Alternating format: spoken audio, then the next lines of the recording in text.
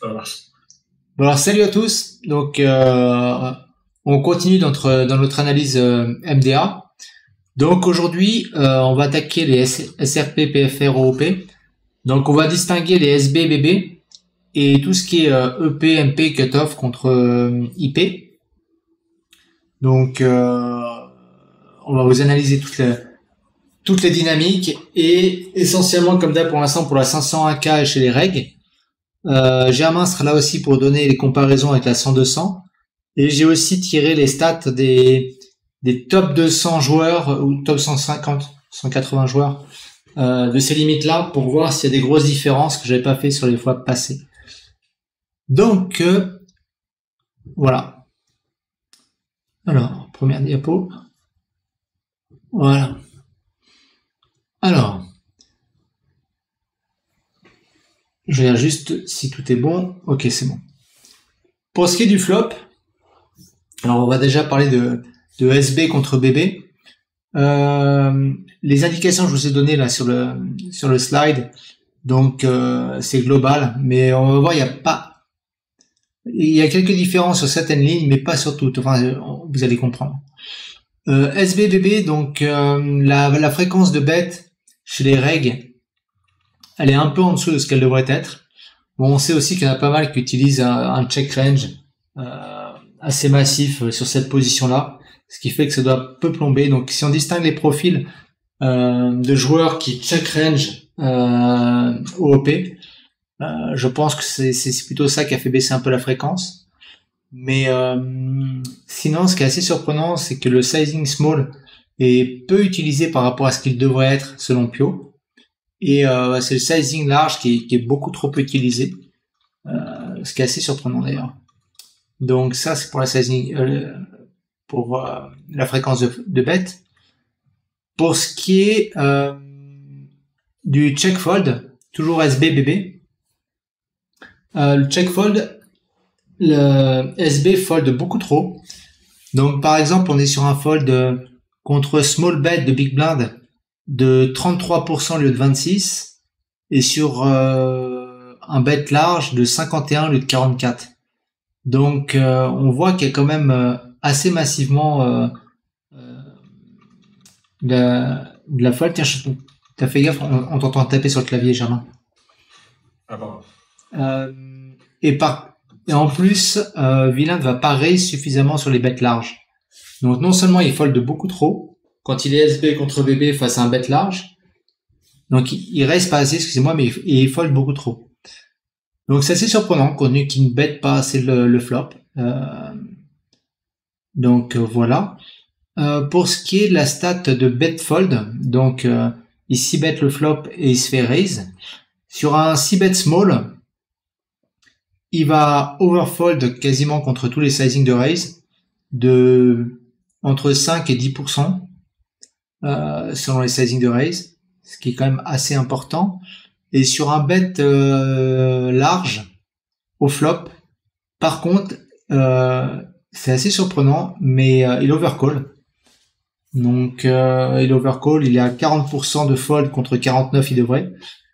Sur un sizing 3.5x et sur un min raise de 2.5x, il va fold de 34% au lieu de 43 attendu en théorie. Donc il a tendance vraiment à être en value, trop en value quand il bet large le flop, ou sinon aussi peut-être j'ai pas vérifié, mais je crois que sa range d'ouverture SB est à peu près correcte. Donc il a pas une range trop large, donc ça doit pas être ça. Donc voilà. Après pour dans le chat, Benoît, ouais. il y a aussi qui demande si j'ai pas compris, on a le caller SRP SB par exemple. Ouais, ouais, là on analyse le comportement de SB quand il est face à Big Blind. Donc quand il open, ouais. Ouais. Donc je résume, il ne s'y bet pas suffisamment le flop. Et quand il le fait, c'est souvent en utilisant des sizing plutôt larges, ce qui fait que ça équilibre au final la fréquence, puisqu'il utilise moins le sizing small. Il check fold beaucoup trop, il check raise pas assez, sauf face à des bets small, où là on est calé par rapport à la théorie. Et quand il s'y bet le flop, s'il se fait raise, il overfold quand il se fait raise des small c-bet, mais il overcall sur des raises de bet large. Et en plus, il ne 3-bet pas assez. Donc, c'est-à-dire que s'il 6-bet, il se fait raise, il ne va pas, mais bon, ça c'est quasiment sur toutes les lignes. Quand on se fait raise, c'est rare que je vois beaucoup de 3-bet. Ou en général, c'est vraiment en value, quoi. Donc ça, c'est pour SB, BB au flop. Et si je compare maintenant par rapport à EP, MP, cutoff face à IP, alors il faut juste que j'accède. Si N2Note veut bien. Bon, il veut pas. En gros, c'est la fréquence de bet qui est beaucoup plus basse. Bon, ce qui est aussi par rapport à la théorie. Mais après, on retrouve à peu près les mêmes comportements. Attendez, j'ai pas les chiffres là sous les yeux. Bon. C'est quand early open et que du coup c'est flat par la let position style cutoff bouton. T'as dit IP, c'est ça? Ouais, c'est EP, MP cutoff contre IP. Ok. Sinon, pour la 100-200, par rapport à tout ce que tu as dit sur SBBB, ouais, on retrouve exactement ce que tu as dit. Ça c'est bête moins. Ça utilise le plus gros size, donc ça paraît logique, et ça se défend très mal. Ça check fold beaucoup trop, etc. On retrouve tout ce que tu as dit en 100-200, quasiment calqué sur les fréquences que tu as dit. Ouais, mais c'est assez marrant quand même. Il y a des similitudes 100-200, 500K beaucoup plus importantes que ce qu'on croit, et ce qui revient à ce que je disais, qu'au final, c'est pas c'est sur les fiches, faut pas oublier. Alors, quand on dit fiches, on pense souvent à baleine, mais il faut pas confondre. C'est vraiment sur la quantité de mauvais joueurs qu'on va gagner de l'argent et pas sur les règles qui sont à peu près globalement les mêmes, j'ai envie de dire, entre la 100-200 et la 501K. On m'a dit que les règles 501K étaient plus imprégnées de la dynamique, plus smart au niveau de la dynamique, au niveau de l'intuition, de l'instinct. Bah, ça dépend, ouais. Non, mais bien sûr, forcément, ils sont un peu meilleurs, mais la proportion de fiches est quand même énorme, quoi. En 100-200 par rapport à la 501K. Mais, ouais. Il y a beaucoup plus de joueurs aussi qui doivent multitabler en 100-200, alors qu'on joue moins de tables en 501K, donc plus focus à la dynamique. Il y a ma cam qui a disparu, puisque tu as dû fermer la fenêtre Discord, mais c'est pas très grave en soi. Tac. Hop là. Non, c'est parce que j'avais un problème avec N2Note. Voilà. Alors, pour ce qui est de la turn, alors je prends mes chiffres. De la turn, on va surtout parler des SBBB. C'est vraiment intéressant. Je vérifie juste. Ah, on ne voit toujours pas. Pourquoi t'as disparu? Parce qu'il y a ta fenêtre N2Note qui passe devant, mais t'inquiète pas, c'est pas très grave, on s'en fiche. En ayant assimilé la strat versus règle, on peut prétendre à combien de BB100 avec un bon jeu en 100-200? Ah, intéressant comme question. Messi qui demande. En ayant assimilé la stratégie contre règle, et donc celle qu'on a donnée. Je te donnerai les chiffres, je les ai plus de tête. Donc plutôt que de te dire des bêtises, je te les donnerai. Mais c'est assez difficile parce que ça dépendra vraiment de la room sur laquelle tu joues, ça dépendra. Et après, tu peux me dire que tu as assimilé la strat, mais c'est les erreurs à la river qui vont te coûter énormément.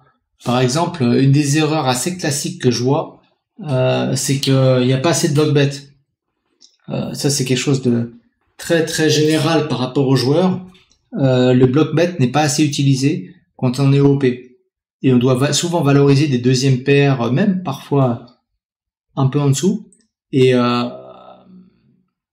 je le vois pas. Donc, ça dépendra plus de ta gestion de la river, de savoir réellement les performances que tu peux atteindre. Mais je te donnerai des guidelines sur le Discord. Ça dépend aussi de la clairvoyance de tes adversaires, parce que si tu joues un pool de 10 règles, ils vont vite s'adapter à ta strat et ça va être catastrophique pour toi. Alors que tu joues un field incognito, ça va bien mieux marcher. Il y a Solo Costar qui dépend aussi, qui dit que ça dépend aussi de ta rigueur, ton mental, ouais. d'un peu plus tendu. C'est difficile à estimer, sachant dans tous les cas, ton win rate, tu le fais aussi sur les joueurs récréatifs. Hein. Les règles, tu peux pas faire 10 BB100 contre les règles. Ah bah, c'est aucun doute. Mais après, faut pas oublier une chose, hein, pour pouvoir vraiment analyser tes win rates par position, faut que tu aies une quantité de mains assez importante. Quand tu vois les variances que tu as juste sur ton win rate global, imagine par position. Donc, c'est pas un truc sur lequel il faut se focaliser. Faut vraiment bien assimiler la strat. Et une fois que tu l'as assimilé, faire des reviews de session, des reviews de mains, sur lesquelles tu as perdu, faire des notes pourquoi tu as perdu sur ces mains-là pour pas les recommencer. Parce qu'au final, si les erreurs que tu as faites, à chaque fois, tu les notes pour pas les répéter, tu vas progresser à une vitesse importante. Donc c'est vraiment les choses les plus essentielles, mais pas se focaliser sur des chiffres comme ça. Ça ne servira pas à grand chose. Donc voilà, c'est d'ailleurs un conseil que donnait, on passe sur autre chose, mais c'est intéressant sur comment il s'appelle mince, j'ai oublié son prénom et son nom. Zinedine Zidane. Ouais. Non, celui qui a fait la masterclass Cash Game dans le temps là, une des premières. Je l'avais chez lui. Tu sais, je devais l'avoir en interview tout compte fait. Celui qui fait du mix games, etc., qui était au WSOP aussi. Les Français. Martini. Voilà. Martini non, pas éduqué. Martini, ce qu'il disait, c'était que fallait jamais regarder le montant qui te reste sur ton compte, etc., quand tu joues. Même quand tu as fini ta session, c'est un truc, faut pas l'avoir sous les yeux, faut le cacher. Et tu le regardes à la fin du mois ou toutes les 2 semaines ou tout comme ça, vraiment pour pas être orienté par rapport à ton résultat. Donc c'est vraiment ça. Qu'est-ce qu'il y a? Contenu contre fil, je vais être plus présent prochainement. Exactement, une fois qu'on a fini les règles, on va faire où on fait les 100-200. Donc là, c'est Germain qui va gérer, ou sinon, si d'accord. Ou sinon, on fera les fiches au choix. On va voir. Donc voilà. Bon, alors vous m'avez coupé dans ma dynamique. Pour revenir à SBBB, donc à la turn, après une turn qui a été 6 bêtes au flop, le 2 barrel est assez important, notamment à des sizing larges, où on arrive à une fréquence de 54% de bêtes larges contre 48%, mais quasiment tous les sizing à la fréquence est trop importante. Donc, ce qui revient aussi au fait qu'il 6 bête pas assez le flop. On peut dire que dans ce cas, il est très orienté value et draw, ce qui fait qu'il peut se permettre de 2 barrels beaucoup plus. C'est mon analyse. Passe à un check turn, il va check fold beaucoup trop. Par exemple, s'il bet small le flop, il a tendance à check fold la turn à entre 8% et entre 4 et 8% de troll. 4%, je dirais, c'est pas énorme, mais 8% c'est sur un bet small, c'est-à-dire ici bet le flop, on call à la big blind, il check la turn et on bet small et il fold à hauteur de 43% contre 35 selon Pio, et sur un bet large il fold à hauteur de 56 au lieu de 50. Donc voilà. En plus, il ne va pas nous punir, ce qui est toujours important à noter. Il ne va pas check raise la turn énormément. Donc sur un bet, par exemple, un bet small à la turn de notre part, il devrait raise à hauteur de 15%, il raise à hauteur que de 9%. Et sur un bet mid, il devrait raise à hauteur de 10%, il le fait qu'à hauteur de 6%. Ce qui nous laisse vraiment une proportion à 6 bets small quasiment automatiquement, sans être puni à la turn. Quand il a 6 bêtes le flop assez small.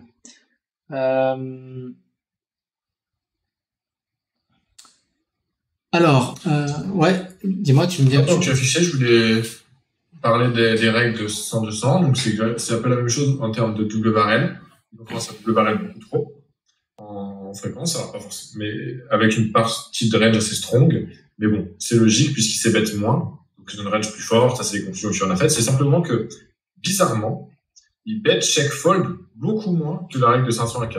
Les stats de bet check fold sont proches des stats théoriques, contrairement à ce que tu as dit juste avant. C'est assez remarquable. Et par contre, ça bet check raise bien trop peu, effectivement. Et le delay 6 bet, j'en ai pas parlé, il est calé par rapport à la GTO à quelques pourcents près. Donc là, on peut pas en tirer vraiment beaucoup d'informations. Je sais pas pour toi. Ça delay un peu trop quand même, overall. On est à 53% au lieu de 38%. Ah, t'es à 53%. Ah, moi, je suis à 41, tu vois. Donc, il y a une grosse différence. Un sizing de 70% qui est utilisé bien trop parce qu'il est utilisé assez peu en théorie. Il est utilisé 21% du temps. Comment on pourrait l'expliquer Bah, tu sais, c'est toujours pareil, ils défendent pas leur range de check. Et surtout, checker deux streets de suite quand t'es agresseur, c'est extrêmement difficile. Parce qu'ils ont l'impression qu'ils peuvent bluffer avec tout n'importe quoi. Donc, Ouais, ils sont peut-être pas conscients que la line check bet génère beaucoup de fold equity, donc ils ont du mal à passer leur bluff dans la line de check bet river. Et comme tu le dis, je pense qu'ils vont mettre un peu trop leur middle, un peu trop leur TP loca, le low kicker du coup. j'ai vu. Parce que intuitivement, c'est ce qu'on a envie de faire, parce qu'on réfléchit pas assez en termes de stratégie globale, etc. Je vais juste aller voir les meilleurs joueurs pour pouvoir comparer. Check call les best value contre delay turn en low top. Oula. Putain, alors attends, parce que là c'est du hiéroglyphe. Check call les best value contre delay à la turn en low top. Low top, c'est quoi? Ah, ça peut être top, ça va être top pair. Non, même pas top pair, le top pair, je sais pas. T'as juste, tu peux préciser, Néo Messi, qu'on puisse te répondre. 2 bêtes OOP, préflop raiser turn. Voilà. Attaque. Et les meilleurs, alors qu'est-ce qu'ils nous font, eux? Ils ont une fréquence de 2 barrels qui est totalement bonne. Ils ont une fréquence de delay 6 bet qui est parfaite. Ils check fold très très peu après avoir 6 bet le flop. Et il y a juste les fréquences de check raise à la turn qui sont trop basses. Donc voilà. Je sais pas si vous avez d'autres questions. Il y a Neo Messi qui m'a demandé par rapport à la river, donc il check bet un poil pas assez. Par contre, il check fold beaucoup trop. Quand je dis check fold, oui, il check le flop des deux côtés, puis après il check la turn, il se fait stab la turn, ça? Non, moi je parlais de la river. Ah non, mais alors attends, c'est sur la river. Oh là là, tu me tues là. Il a posé la question, mais du coup j'ai brûlé les étapes, autant pour moi. Ok, d'accord. Tac. La turn, quand c'est check le flop. Hop là. Je prends mes chiffres. Alors attends. Tac. Excusez-moi, j'arrive. Voilà. Après un flop qui a été check ou check call. Tiens, hop, je te remets sur l'écran. T'as disparu. Voilà, ça y est. Ok. Ouais, tu nous as un peu perdu, mais il n'y a pas de souci, t'inquiète. À la turn, donc check flop, ou sinon on a check call le flop. SB contre Big Blind, donc sur un check au flop, il check fold massivement tous les sizing à la turn. Donc, mais là quand je dis massivement, c'est entre 9 et 12% de trop. Par exemple, sur un overbet, il va fold à hauteur de 73% au lieu de 64%. Il va fold à hauteur de 65% contre 50 sur un bet pot. Et sur un bet small, 42 au lieu de 39. Donc c'est colossal la fréquence de check fold. Sachant qu'en plus, il va pas nous punir parce qu'il ne va pas raise la turn de la même manière que sur la ligne précédente. Donc quand ça check le flop et qu'il check la turn, on peut vraiment massivement passer tous nos airs. Mathématiquement, il n'y a aucun souci là-dessus, vous êtes gagnant. Et l'autre ligne qui est check call le flop, il check fold calé par rapport à la théorie. Il y a quasiment aucune différence. Et il ne raise pas assez sur un bet large à la turn, mais sinon il est à peu près calé. C'est globalement ce qu'on peut voir. Tac, et si je prends... Non, ça c'est bon, ok. Bon, je sais pas toi, ce que tu as vu sur cette ligne-là. Pas de cause. Tout semble ok avec ce que tu viens de dire. Ok. Après, donc, on arrive à la river. Ouais, c'est à chaque fois que je change de slide que tu disparais. Tac. Alors, pour ce qui est de la river, il y a des hotspots autant en bluff qu'en zone d'overfold. Je vais vous donner ça tout de suite.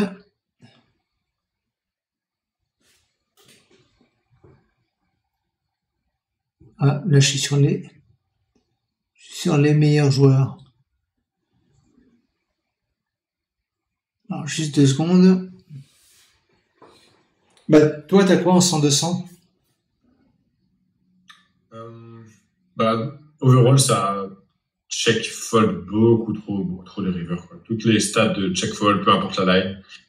Bet 30, check fold, bet check call, check fold. Quasiment tout est en bleu, c'est-à-dire en dessous de la fréquence théorique. Il y a que quelques cas particuliers où vilain en SB décide de delay 6 bets big. Dans ce cas-là, il va très peu check fold.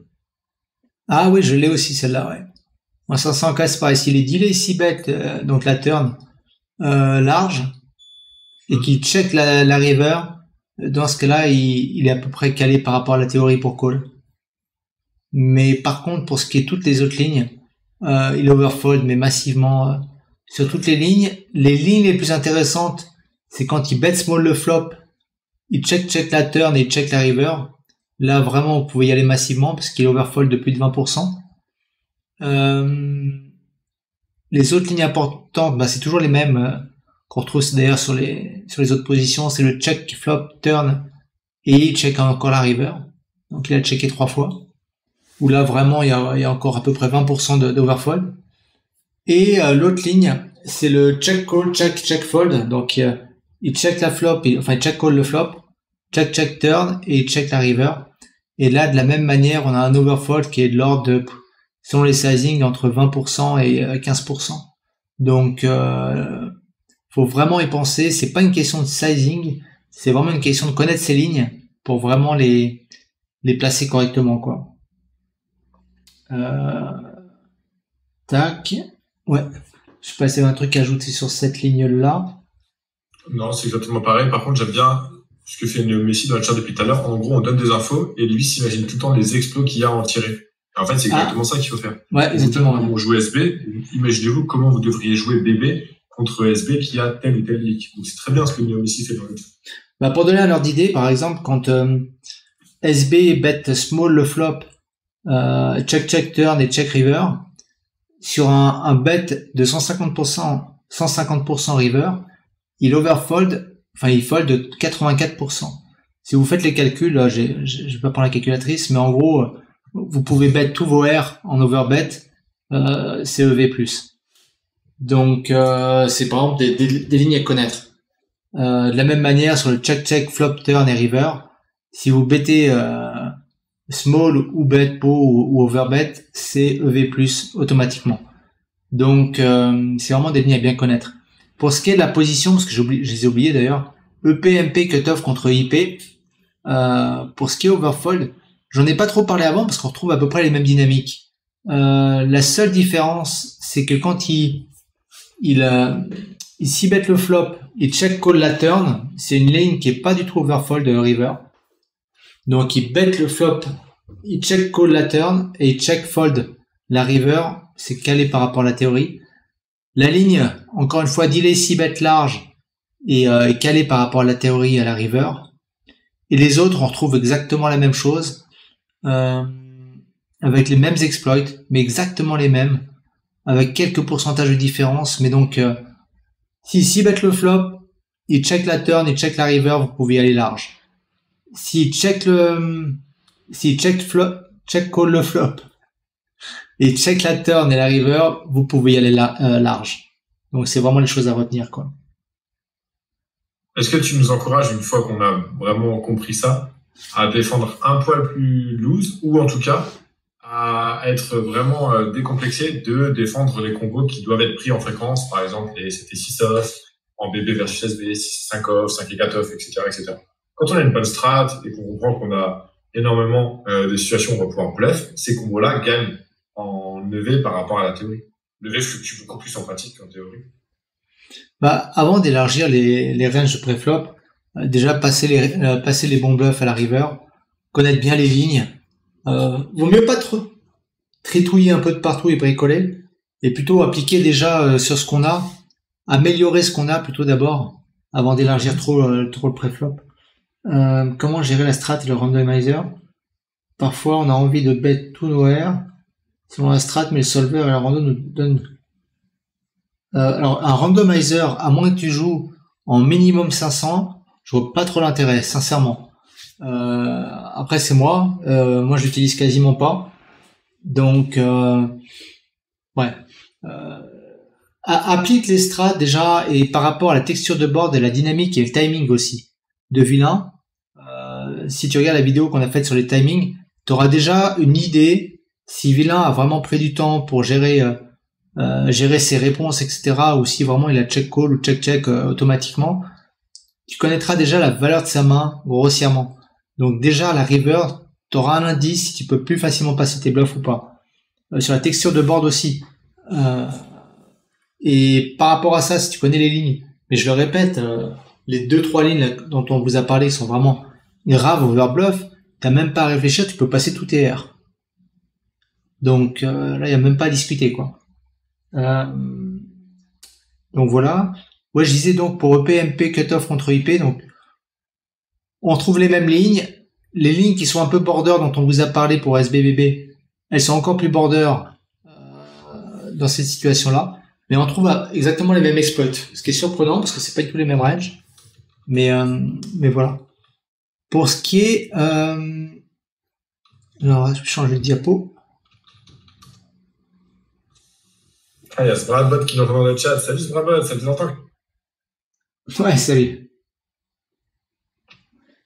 Alors, le randomizer, c'est pas mal pour pas tomber dans l'ultra agressivité, tu dis Néo Messi.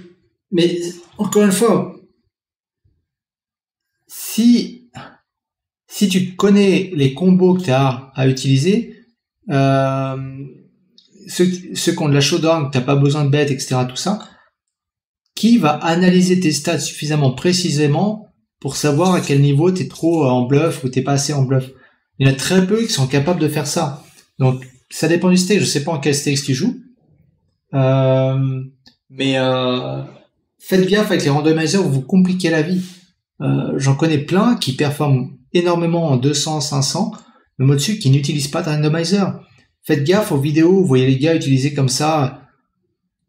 Ouais, je sais pas. Après, si ça marche pour toi, fais-le. Je vais pas te dire de pas le faire. Mais je vois pas lever plus selon les stakes que je vois dans la plupart des joueurs que je vois dans le groupe. Donc, voilà. C'est Saulo Costa, il en parle, mais il jouait la 5K. Faut pas confondre les choses non plus, quoi. Donc c'est aussi pour ça. Ouais, je suis d'accord avec ça. Moi, je voulais juste rajouter que j'utilise un randomizer. C'est plus une question mentale. Quand je suis dans un spot compliqué, que j'ai envie de give up, par exemple, ben, je me force à aller bluffer le spot. Et pour ça, juste un randomizer. En gros, je give up et je me dis, non, mais allez, je vais quand même regarder et je m'autorise 80% de give up et 20% de bet comme les bluff catch. Quand j'ai une situation où je trouve que le bluff catch est très compliqué, et ben, du coup, je randomise un petit peu pour pouvoir bluff catch un petit peu parce que si je bluff catch jamais, j'ai pas de showdown, j'ai pas de matière à analyser. Donc, c'est une manière de booster mon mental et d'être en adéquation avec mes lines pour ne pas tilt, par exemple, que je l'utilise. Parce que si je bluff catch un spot, alors j'ai pas envie de le faire, et du coup, je vais être en tilt. Alors que si je le bluff catch 15% du temps, que je call mug, ben, je m'en fiche un peu parce qu'au final, je l'aurais très peu bluff catch ce spot du fait de l'utilisation du randomizer. Pour moi, tu vois, c'est juste un petit exercice qui me permet de rester focus et de jouer mon game. Ouais, mais c'est vrai, tu vois, chacun doit trouver sa méthode, quoi. Moi, je te dis pas, voilà, je te donne moi comment je marche. Après, chacun trouve sa voie par rapport à ça. Attends, non, t'as disparu encore. Putain, mais j'ai vraiment intérêt de te cacher. Le randomizer, je comprends tout à fait comment tu l'utilises.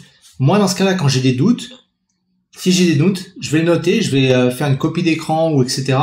Et après, je vais essayer de comprendre pourquoi j'ai un doute là, le noter pour pas que ça se répète. Donc, je veux pas avoir de doute. C'est où je sais, et si je sais pas, c'est qu'il y a une merde. Et dans ce cas-là, je le note pour pas qu'elle se répète. Mais si j'utilise un randomizer à l'endroit, c'est que pour moi, ça n'a pas été clair. Les randomizers, c'est parfait si on est en GTO pur.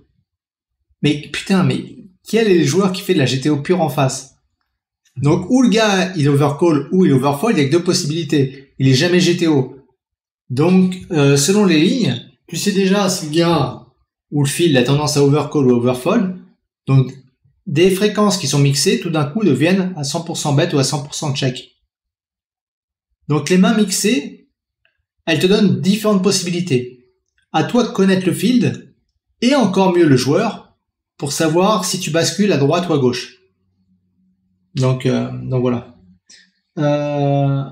Ouais, et ben exactement, ouais, ce que tu dis par rapport au As5 suité, c'est exactement ça. En GTO, tu peux le shove, ça fait partie de ta jeu bluff, mais il faut voir que les stats selon les stakes, les gars déjà, ils 4-bet pas suffisamment. Donc quand ils te 4-bet, ils sont vraiment orientés paire de dames plus. Donc si toi tu shoves avec As5, ils ont rien en face qui va te permettre d'équilibrer. Donc tu te fais exploit. Et c'est exactement ça. C'est à toi de connaître le field pour savoir les mains qui sont border, ce que tu peux faire avec. Donc voilà. Alors juste. Il y a Senku qui dit aussi qu'il a un exemple en tête, celui d'Akos, qui l'utilisait, ça lui permettait de contrôler son agressivité. C'est vrai qu'Akos, c'est un joueur hyper aggro, il a tendance à trop 3 bêtes. Et par exemple, c'est des connecteurs ou quoi, il dit, allez, ici, c'est plutôt 3/4 du temps. Et donc, il regardait son randomizer de manière à contrôler son agressivité. Et c'est plutôt malin de sa part. Et maintenant qu'il est un joueur plus aguerri, qu'il a plus de choses à analyser, comme par exemple le timing, il se focus beaucoup plus sur les timings que sur son randomizer. Donc, effectivement, des fois, ça peut compenser un manque de technique ou un manque de clairvoyance. Mais du coup, c'est très bien. Ah non, mais encore une fois, si ça performe, il n'y a pas de souci. Mais je pense qu'il y a suffisamment de choses à apprendre et pour pas se compliquer la vie, c'est juste ça, quoi. Et c'est un peu ce que disaient les gars comme Nico Ward, etc. Et c'est marrant que Solo Costa dise ça alors qu'il est dans la simplification GTO dans son metagame, donc dans son CFP à fond. Donc pour éviter justement les randomizers et autres. Donc ouais, c'est assez marrant qu'ils disent ça, quoi. Et quand je regarde par exemple Mobius Poker, où là ils jouent que de la STX, donc de la 2K+, les gars ils ont simplifié leur strat GTO énormément et ils utilisent extrêmement peu le randomizer. Ils estiment qu'il n'y a pas besoin, à partir du moment où tu connais le field, tu sais si tu dois pencher à gauche ou à droite. À partir du moment où t'as une fréquence de bet et de check, c'est à peu près la même EV. Donc, ce qui va faire la différence, c'est le comportement d'en face. Si tu connais à peu près le comportement d'en face par rapport à la GTO, les déviations qu'il y a, ben tout d'un coup, ta fréquence de bet devient de V équivalente à check, elle devient complètement positive et check non intéressante. Donc, c'est vraiment ça qu'il faut voir, quoi. Donc, bon.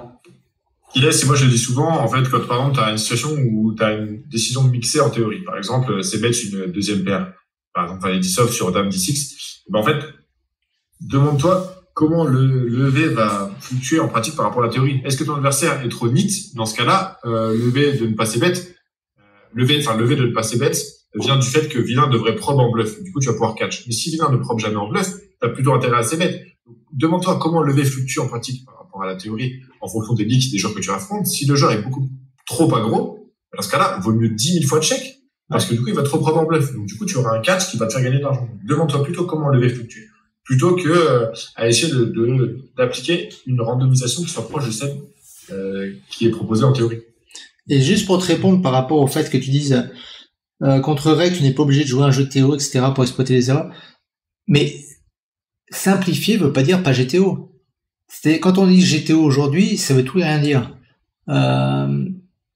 C'est que plutôt qu'utiliser des solvers avec les GTO Wizard ou autres, même si maintenant ils ont simplifié, qui utilisent 3 sizing par street voire plus, il faut simplifier à un type de sizing par board, etc. Tout ça, c'est ce qu'on appelle la GTO simplifiée. Et après, tu peux même simplifier plus en tenant compte du comportement du vilain. Si tu considères que, par exemple, vilain ne check raise pas suffisamment certains boards, la GTO t'emmène à exploiter vilain en bettant beaucoup plus, ou même en bettant range. Donc, c'est pas une question de pas de GTO, c'est GTO, mais tu exploites le field ou vilain. Donc voilà. Et pour Costa, non, mais je connais bien Costa, j'ai déjà dit, je l'ai eu en coaching, donc je le connais assez bien. Donc, il y a ses vidéos où il est très très bien, moi j'adore ses vidéos.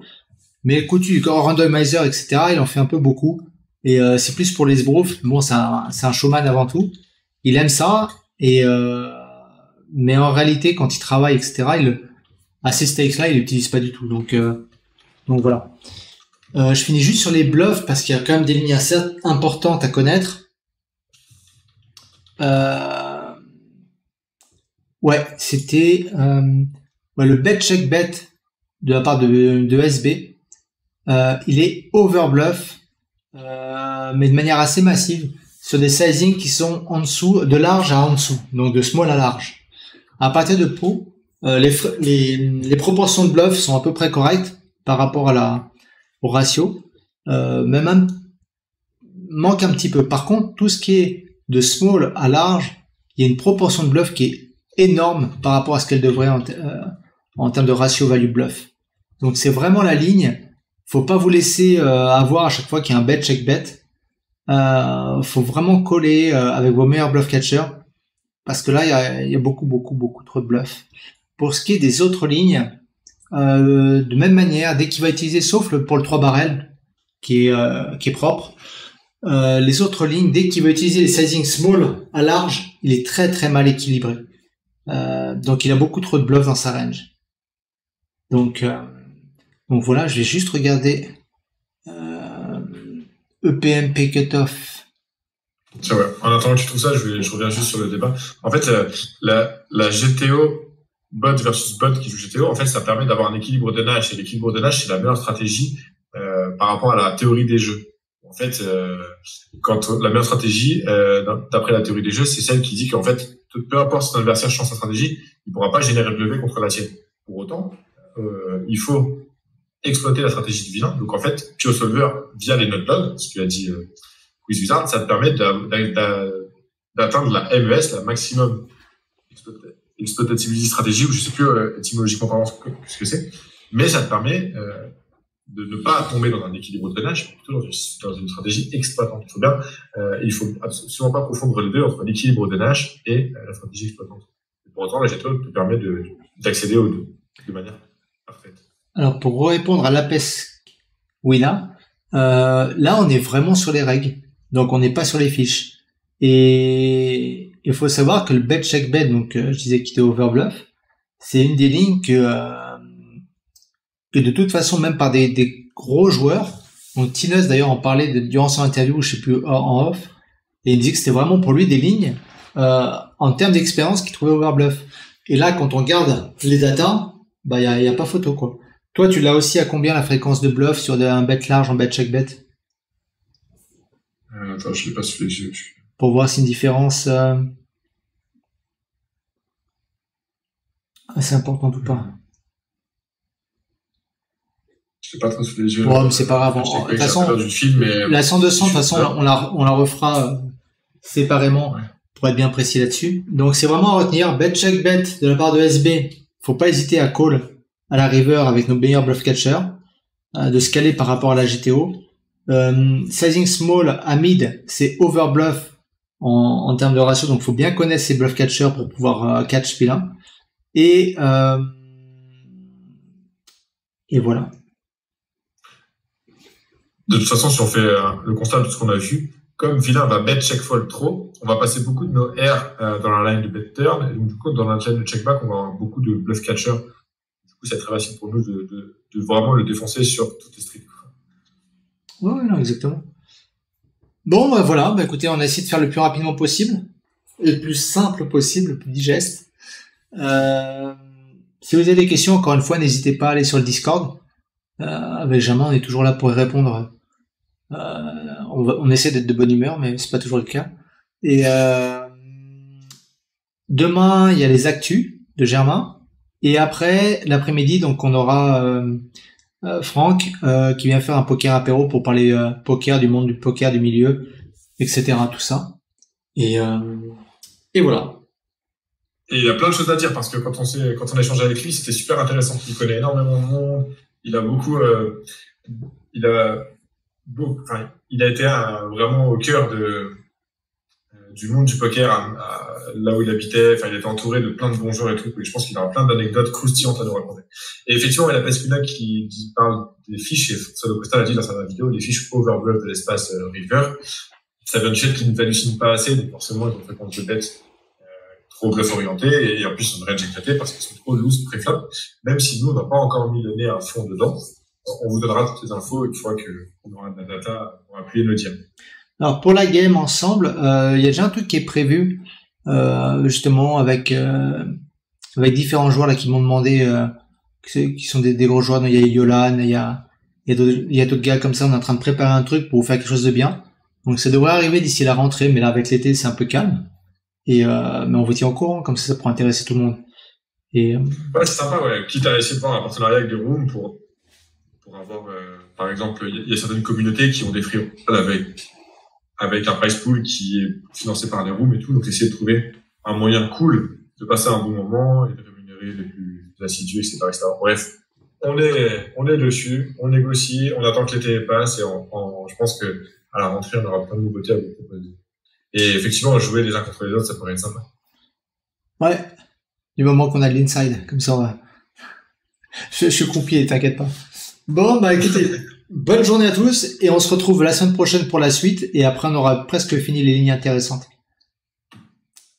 Je te laisse, je te laisse faire suivre la chaîne. Ouais, ça marche. Comme on le fait souvent, je vais vous envoyer sur une chaîne. Il y a quelques joueurs connectés. On raid sur Twitch, c'est un peu le jeu entre Twitchers, ça permet de nous soutenir les uns les autres. Donc, je vais le faire. Et à cette heure-là, du coup, c'est souvent les mêmes qui sont connectés. Donc, on va vous envoyer John Wayne, je ne le connais pas, mais je l'ai follow, donc il a l'air de stream du MTT. Donc, good luck à lui, je vous envoie vers lui et faites une bonne après-midi. Ciao, ciao les gars. Allez, ciao à tous.